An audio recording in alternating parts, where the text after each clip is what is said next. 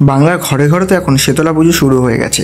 মা শীতলার অনেক কাহিনী রয়েছে। আমরা মা শীতলার কাহিনীর সঙ্গে পক্স বা মায়ের দয়া এগুলো শুনতে পাই, বা পক্স হলে তাকে মায়ের দয়া কেন বলা হয়, কেন আমরা পক্স হলে মায়ের শীতলার পুজো করে থাকি, সবই জানবো এই ভিডিওতে। এবং কেন মা শীতলার পুজো করা হয় তার পৌরাণিক কাহিনীর এই ভিডিওতে আমরা আপনাদের কাছে উপস্থাপন করছি। শীতলা মাতা হিন্দু ধর্মের একজন দেবী বিশেষ।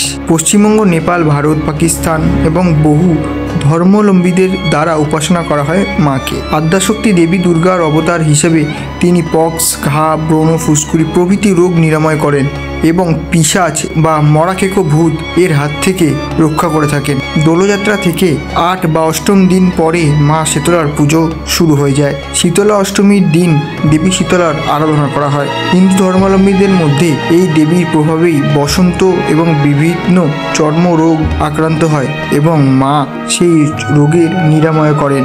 এই কারণে বাংলায় বসন্ত রোগ মায়ের দয়া নামেও অভিহিত হয়ে থাকে। তাই কেউ বসন্তে আক্রান্ত হলে দেবী শীতলাকে পূজা নিবেদন করে। রোগাক্রান্ত ব্যক্তির আরোগ্য কামনা করে গ্রামীণ হিন্দু সমাজের প্রধান রীতি, যেমন বসন্ত বুড়ির ব্রত, মাঘ মাসের 6ষ্ঠ দিনে দেবী শীতলার পুজো করা হয়। শীতলা দেবীর বাহন হিসাবে গাধাকে দেখানো হয়। প্রচলিত মূর্তিতে দেবী শীতলার এক হাতে থাকে কুলো বা জলের কলস, বা আরেক হাতে থাকে ঝাড়ু। ভক্তদের বিশ্বাস কলস থেকে তিনি অরোগ্য সুধা দান করেন এবং ঝাড়ু দ্বারা রোগাক্রান্ত ব্যক্তিদের এই কষ্ট লাঘব করেন। এবার চলে আসি বন্ধুরা পৌরাণিক গল্পে। নমস্কার বন্ধুরা, সকলকে স্বাগত জানাই আমাদের নীলকণ্ঠ পরিবারে।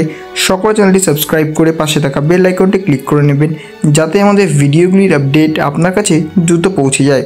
একটি গল্পে বলা হয়েছে যে দেবী পার্বতী কাত্যায়নী নামে একটি ছোট কন্যারূপে মর্তে অবতীর্ণ হলেন। ঋষি কাত্যায়নের কন্যা তিনি।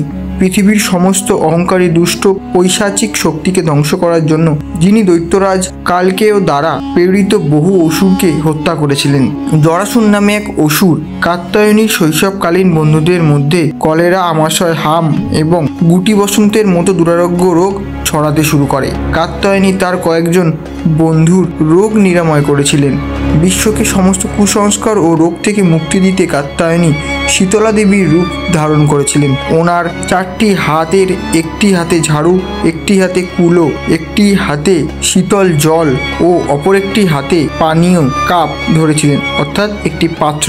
তার শক্তি দিয়ে তিনি বাচ্চাদের সমস্ত রোগ নিরাময় করেছিলেন। তারপরে কাত্যায়নী তার বন্ধু বটুককে জরাসুর দৈত্যের মুখোমুখি হওয়ার জন্য অনুরোধ করেন, অর্থাৎ এখানে বটুক বলতে শিবের বটুক ভৈরব রূপকে বলা হয়েছে। যুবক বটুক এবং রাক্ষস জরাসুরের মধ্যে অসীম যুদ্ধ হয় এবং জরাসুর বটুককে পরাস্ত করতে সফল হন।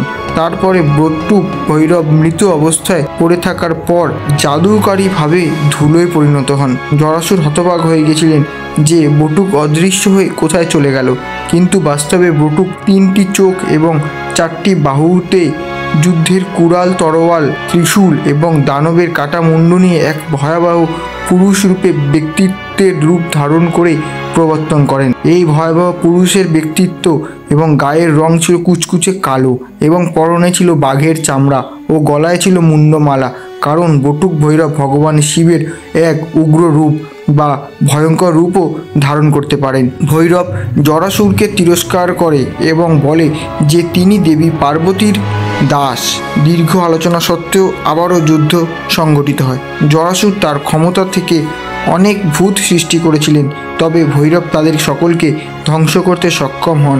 অবশেষে ভগবান ভৈরবের হাতে জরাসুরের সাথে কুস্তি করে তার ত্রিশূল দ্বারা তাকে হত্যা করেন। এইভাবে জরাসুর বধ হয়। এরপর মহাদেব ভৈরব রূপ থেকে এবং পার্বতী দেবী শীতলা রূপ থেকে নিজেকে মুক্তি দেন।